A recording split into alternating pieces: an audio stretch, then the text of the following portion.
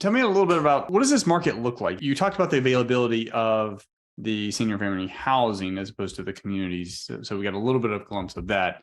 But as far as the need and where you're seeing this grow in comparison to communities and other markets and what that looks like over the next 5 to 10 years. So the federal government is able to say that we are short 600,000 beds by 2050, and we are nowhere on track to ever hit that. So what's happening is the aging of our country. 10,000 people every day are turning 65, 4,500 are turning 85 every day. And it's the aging of our whole country that 70% of people in the country is going to need help. They are going to need this type of care. And it gives people the opportunity to look at and say, what would I want? Would I, if all things are equal, right? If you were able to pay 6,500 each month, would I prefer a 100 to 200 plus type building with a caregiver to 20 to 30, or a awesome cozy home that has 10 to 20 people with a caregiver to every 5 to 8 people? Mm-hmm. That is drastically different. Previously, people didn't think they had the option. What's happening is COVID exposed problems in the healthcare of the country. And what happened is when families are taking their parents home because they're terrified that in a 200-bed building, COVID's going from person to person to person to person and killing 42% of people that were able to pass from COVID were in those type of buildings. It demonstrated the biggest problem with the industry. So for the first time in a long time, the bigger competitors got a black eye because they were all over the front page of the paper. What comes out of that is that the country is aware that that might not be the best option for their family, but they don't get that there's any other options. So I'll bet you if you would poll everyone that is able to hear this right now, 98 out of probably 100 people that are on this haven't ever heard of a home that cares for seniors. And that's why I do 25 to 30 of these each year, because I'm trying to teach people that there are other options out there, that there's an other part of the industry, which happens to be the top performing asset class from 2005 through 2015, outperforming apartment buildings, industrial, office, and all those things that people talk on all the time, but they outperform them by over 5%. Now, I chose that time frame purposely because with the 2008 crash, right? I was trying to find out what asset class can handle when things go tough, when things aren't very good. Because when all things are good, everything tends to do pretty well.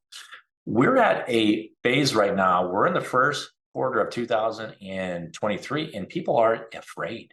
They are terrified that they don't know where to put their money. And if they don't, you've got inflation that's eating it up at 8+ each year anyway. So it's creating an atmosphere that folks really need to realize that there are other opportunities out there that you could get in that have assets underneath it and have a health care piece to it that is always going to be there because of the aging of our whole country for the upcoming 10, 20, 30 plus years. There's going to be lots of opportunities to basically take what happened the past 2 years and fix it so it doesn't happen again. Where if it does happen, the care's offered in homes that there's 10 to about 20 people, and we can have an in-home care person that doesn't leave. You can contain it. It's possible, but you can't do it in 100 to 200 plus beds. Yeah. So these in-home care facility nurses, if you will, or representatives, they live there too, right? Or they're on shifts. They are currently on 8 hours. But what we would figure out post COVID, that what we would do different is we would actually build out housing in the homes just in case that ever happened over. Where they So, need to stay overnight. Yeah. yeah, Okay. because what happened is the other places did not close down, and they had people going in and out, in and out, in and out, and that's what caused people to die. Yeah. Yeah. And we have plans in place where if this ever happened over, we would do things differently. But we didn't have anybody pass in any of our homes from COVID the entire time. Not every other place is able to say that. That's what was different on what we were able to do than every other place that's out there. And so you were doing this before COVID. I was doing this before COVID for years. Yes. Okay. We got into doing the industry back in 2014, and I was jumping up and down telling everybody, but it felt like they didn't really get what I was doing because they felt that the other option was fine enough that they didn't have any issues with it. And until COVID happened, and then everyone's like, "Oh, you were able to do homes? What a good idea!" And I'm like, "I've been doing it for 8 years, and you didn't hear me the whole time." But Is that other investors or just like other potential customers or clients? yeah, I'm thinking like other families in the area. Okay. Okay. Families in the area that are choosing between options Yeah. to put their own family, where Yeah. we don't typically have we don't have anything out front of any of our homes that it's easy to find what we do, but that is purposely done. We don't want to have tons of people going in and out of these homes when we can have a building with the ads out front. We just aren't really doing that. We have it where these are homes for people that are in these homes, and we don't like advertise to get people to come in there. Yeah. So from the curb, like the curb appeal, this is just a typical home that would be hard to distinguish from any other home. It's just through word of mouth or maybe just online marketing that's how you're getting traffic. What we do actually is we partner up with like local hospitals that discharge people out every day. And what happens is when they are able to discharge them out, the hospital doesn't get paid if they come back to the hospital within 30 days. So what happens is when they discharge Medicare? The hospital through that, and so insurance, the how they, I didn't know that. yeah, it's really interesting. So what happens is, and that's got to, which it shouldn't, but that's got to play into level of care, especially among chronic visitors. I know this firsthand with family. It can be very frustrating with the lack of care. In those kind of situations where they're in and out all the time. Yeah. So we had a local hospital, right, where they were getting 45% of their people to come back to the hospital within 30 days. Just picture if they would not pay you on 45% of the people, where if we can take awesome care in our homes and we are able to cut that down to 10 to 15%, we just added an extra 30% of income that they couldn't have earned anywhere else. Yeah. That's what we do is different. And we don't really have to advertise as much. We will partner with health care in the area because we help them earn extra money. Yeah. When you talk to them on them earning extra money, they will have that talk easier than if you are trying to advertise, where we don't really have to do that. Yeah.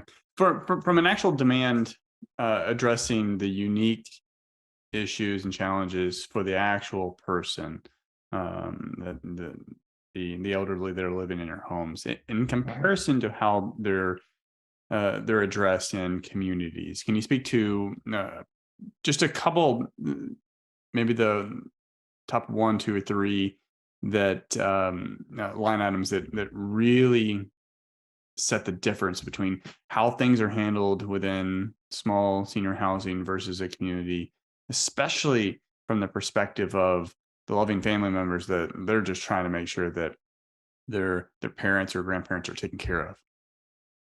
So I would say the top one is always going to be the heart. The type of care that's offered isn't even close.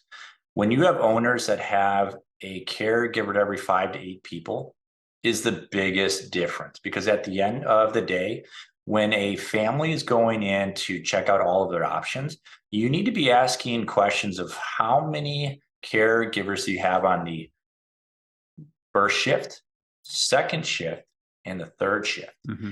And oftentimes they won't answer that question because they're caught off guard. Because what happens is in the evening time, they're typically a caregiver to every 50 people. During a day, it's a caregiver to every 15 to 20. At the average place, it's a caregiver to every 30 people.